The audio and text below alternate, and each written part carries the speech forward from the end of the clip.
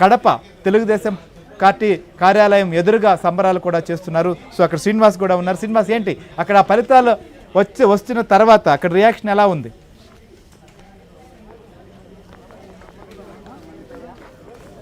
శ్రీహరి చూస్తున్నాం మనం. ఇప్పుడు సెంటర్ దగ్గరికి వచ్చారు ఆల్రెడీ టీడీపీ నేతలు, ఎమ్మెల్యేలు, జిల్లా అధ్యక్షులు శ్రీనివాస్ రెడ్డి, ఎమ్మెల్యేలు కూడా ఇప్పుడే వస్తున్నారు. జస్ట్ ఇప్పుడు మొత్తం ఇప్పుడే జస్ట్ అయిపోయింది. ఇంకా అధికారికంగా ప్రకటించే అవకాశం ఉంది. మరి కాసేపట్లో అధికారికంగా ప్రకటిస్తారు.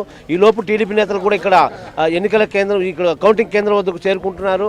చాలా హ్యాపీగా ఉన్నారు వాళ్ళు. ఒకసారి పులివెందుల ఎన్నిక, పులివెందుల గెలవడం ఉండే ఆశమాచే కాదు.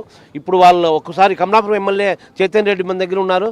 సార్ చెప్పండి, ఎట్లా ఉంది సార్? ఇప్పుడే చెప్తున్నారు, దగ్గర 6,000 ఓట్లకు పైగా, 6,000 మెజార్టీతో వచ్చిన ఓట్లవి మెజారిటీ 6,000 చిల్లరగా దగ్గరలో మెజార్టీతో గెలిచామని చెప్పేసి ఇప్పుడే బయటికి వచ్చి చెప్తున్నారు పోయిన ఏజెంట్లు. చాలా ఆనందంగా ఉంది.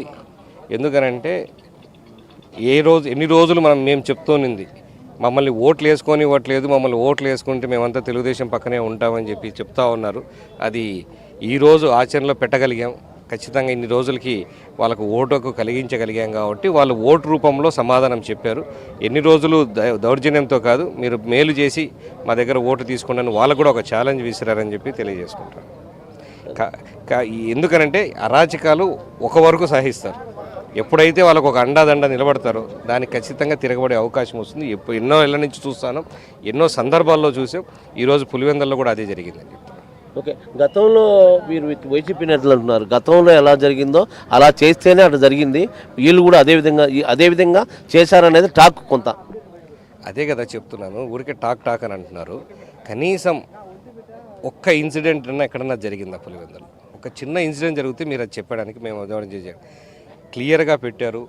అన్ని రకాలుగా పోలీసులు బందోబస్తు, వాళ్ళకి ఎలా కావాలన్నా బందోబస్తును పెట్టారు. వాళ్ళ లీడర్ని ఇట్లా తీసుకుపోయినారో మా లీడర్లను బయటికి తీసుకుపోయి ఊళ్ళో నుంచి లేకుండా ముందస్తు అరెస్టులు అన్నీ చేసి పెట్టారు. అన్ని రకాలుగా జరిగినప్పటికి కూడా ఎలక్షన్ మీరు రాకుండా, అంటే మీకు ఒక్కసారి ఎప్పుడైతే నీళ్ళు ఇస్తామని తెలిసిన తర్వాత పూర్తిగా రాకుండా పోయారు జనాలు మీ దగ్గరికి రాకుండా పోయేసరికి ఖచ్చితంగా ఓటమి వస్తుందని యాక్సెప్ట్ చేసిన తర్వాత మనం ఈ డ్రామా తీసుకోకపోతే, మనం ఏదైనా ఎలక్షన్ జరగనట్టు చూపించకపోతే మా ఉనికి కూడా మేము కాపాడుకున్న ఒక డెసిషన్కి వచ్చి ఆటలాడారు. కానీ ఇప్పుడు పోలీసు ఆ రోజు ఆయన క్యాండిడేట్ మమ్మల్ని ఓటేయడానికి కూడా రానిలేదు. ఎస్పీ గారు వచ్చి చూడాలన్నారు. పోలీసులు ఇంటికి వచ్చి రావయ్యా ఓటేద్దు, మీరు అందరు రాండి, ఎవరు కావాలని తీసపోతానని పిలిచినా కూడా లేదు, మాకు అది కాదు, మాకు అన్యాయం జరిగిందని మాట్లాడడం ఎంతవరకు మూర్ఖత్వం. వాళ్ళే చెప్పారు, పోలీసుల దగ్గరికి వచ్చి పిలిచబోతున్నారు, మీరు అందరూ చూసారు లైవ్గా. అప్పుడు రాకపోయేసరికి అలాంటి డ్రామాలు ఆడడం, బాయ్కాట్, ఎగ్జిట్ పోల్ వచ్చింది. ఇప్పుడు రీపోలింగ్ రోజు బహిష్కరించారు, ఇప్పుడు కౌంటింగ్ రోజు బహిష్కరించారు. ఇదేదో ముందు ఎన్నికలప్పుడు చేయొచ్చు కదా అనేవాడు. అంటే ఎన్నికలప్పుడు ముందు చేసి ఇప్పుడు బాయ్కాట్ చేశాడు అనుకోండి, రేపు రాష్ట్రం అంతా ఎలక్షన్ లోకల్ బాడీస్లో నిలబడాలి.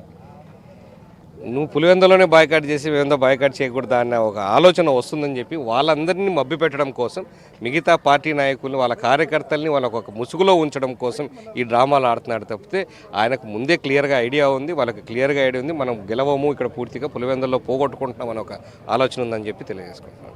ఆ ఆలోచనతోనే ఇవన్నీ చేశాడు. చూసాం శ్రీహరి, మనం వాళ్ళ పులివెందుల గెలుపుకు సంబంధించి అధికారికంగా కూడా ప్రకటించారు. వాళ్ళ హ్యాపీనెస్ చూసాం మనం. ఇప్పుడు కమలాపురం ఎమ్మెల్యే చైతన్య రెడ్డి కూడా మాట్లాడడం జరిగింది, ఎంత చరిత్ర సృష్టించినట్టు అని చెప్పి. అట్లే శ్రీనివాస్ రెడ్డి కూడా మన దగ్గర ఉన్నారు, జిల్లా ఇన్ఛార్జ్. ఒకసారి ఆయన మాటలో కూడా ఉందాం.